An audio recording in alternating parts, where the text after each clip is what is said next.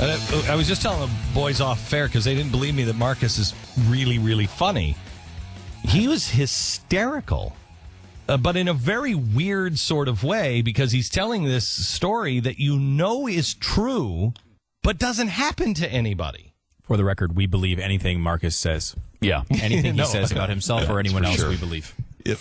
He was on stage on Friday, and my wife, when we were on vacation, she said, Marcus is coming to speak in Dallas. And I said, oh, we have to go. And she's like, yeah, he's coming to our town. Yes, we are going. I'm like, okay, all right. I already said yes.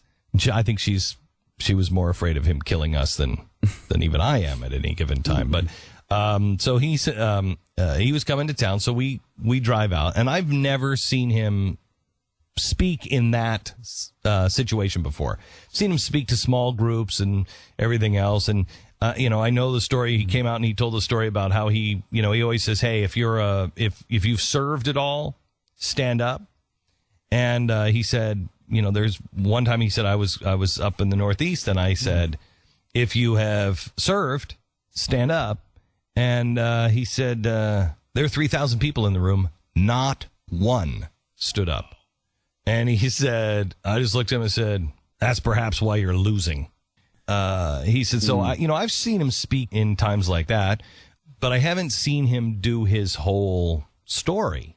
And even I don't know his whole story. I know his mother, and his mother you just do not talk back to.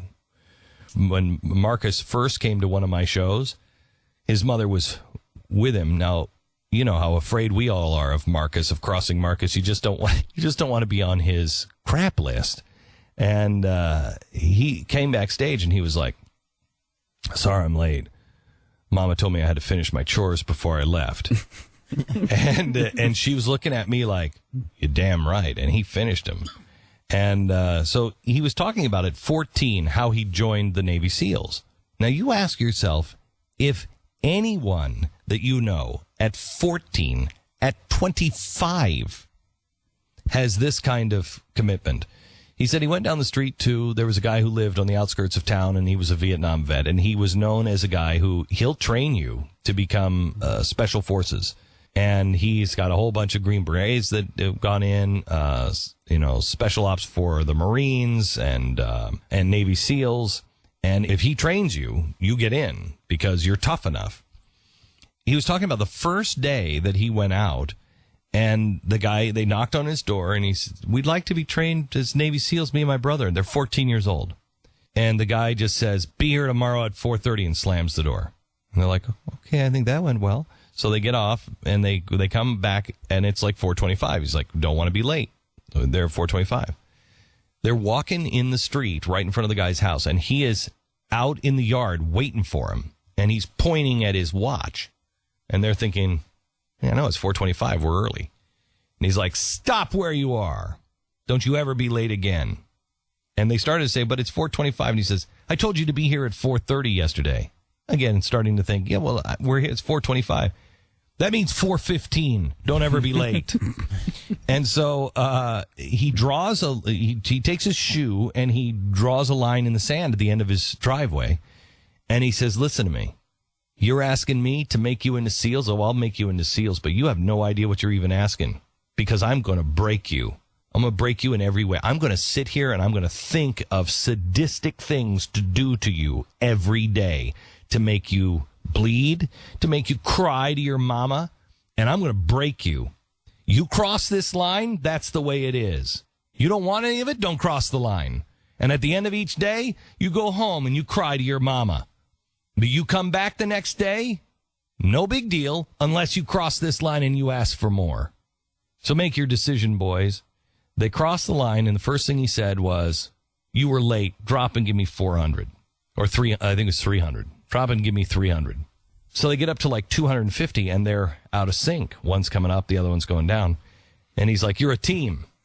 You gotta act as a team. One doesn't go up while the other one's going down. You're a team. Start over, do it over. So they start over at 1.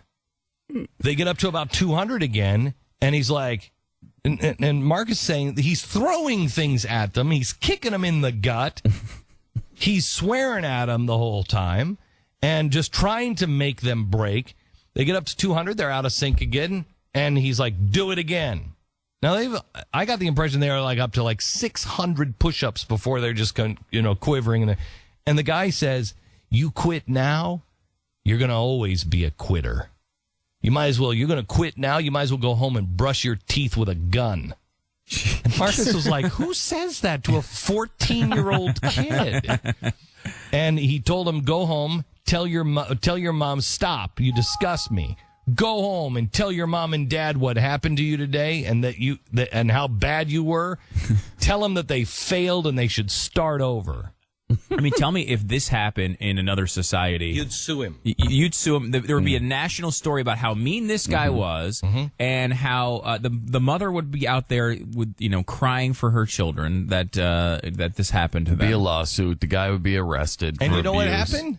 They came back the next day. They came back the next day, and Mama wasn't there to say, "Oh, honey, it's going to be okay." How long did they keep going with him? Till they graduated high school. Wow. Yeah. No wonder they were ready to be SEALs when. They walked in ready to go. They walked in ready to go.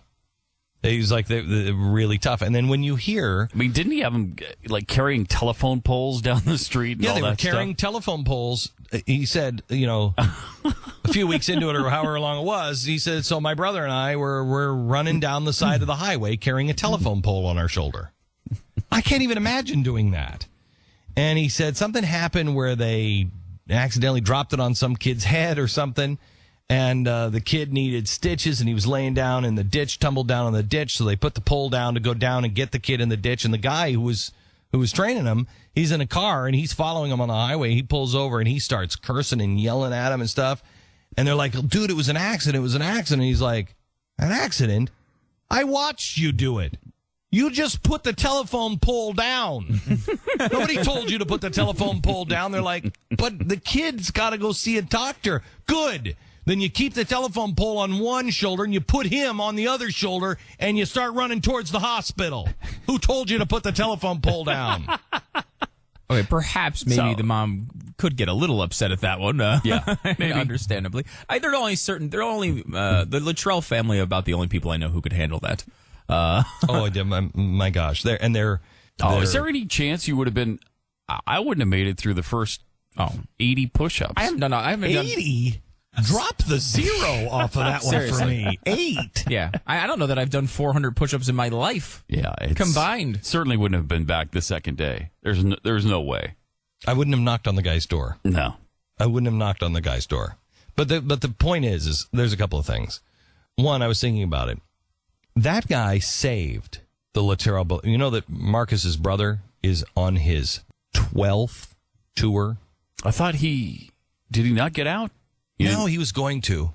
And then he was going to, and then the guys overseas killed another one of his friends, and he was like, really? Maybe I'm coming back. And so he went back for another tour. He's on his 12th tour. I mean, that isn't done. It's just not done. The first thing that happened to Marcus when for the Lone Survivor is that he broke his back.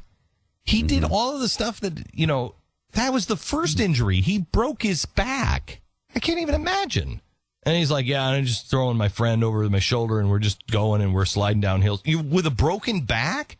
But I guess, that guy saved the Luttrell brothers. The reason why Marcus is alive today and his brother is on his 12th tour and alive today is because of that guy.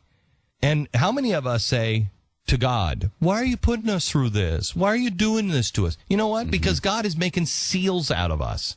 That's why. He is training us. I really think that the harder you have it, you can look at it one way or another. Cross the line. You cross the line. You're here, man. You're here. You showed up. You don't like it?